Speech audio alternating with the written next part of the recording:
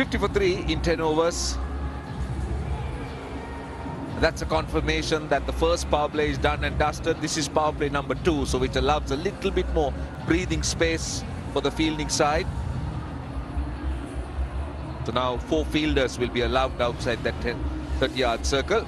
Let's show you the highlights of those first 10 overs. Sri Lanka didn't get off to a good start. Nisanka getting out quite early. Isan Madhuskar dragging it on. But Kusal Mendis kept going. Looked really good. Yeah, has to be slightly loose against Kusal Mendis. That was a poor stroke by trying to play on the up.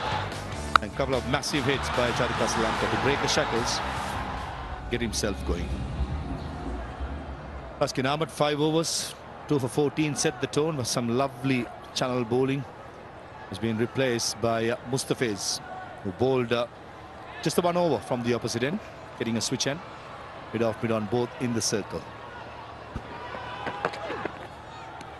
Goes across the left hand. That's what he does well.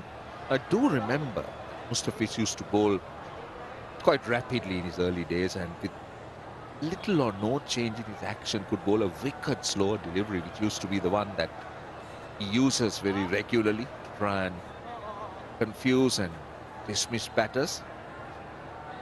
But now he's slowed down. I mean, he's more in the mid 130s to the low 130s, but there was a time I did see him touching those high 130s. Mustafiz, I think, faced a few injury situations, lack of form.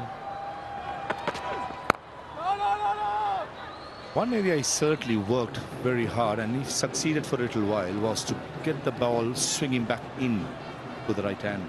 There was a time, I remember a few years ago during COVID or just before COVID, he did get the ball swinging back quite sharply.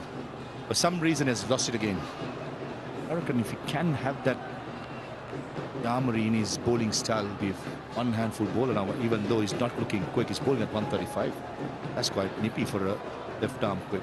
And in the death overs, we've all known and we've seen for a very long time that it's going to be those left arm quick cutters into the pitch. Not easy for the batters to pick it up, especially for the right hander.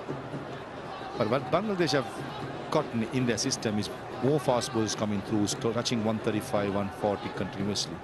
They still have Naid Rana in the 16, Tanzim Hassan and Taskin Ahmed. They're experienced enough in the white ball setup to give that early start that the Bangladesh team looking for. And Mustafiz fits the bill perfectly. First change, middle overs, bowl cutters into the pitch and try and be that contained bowler.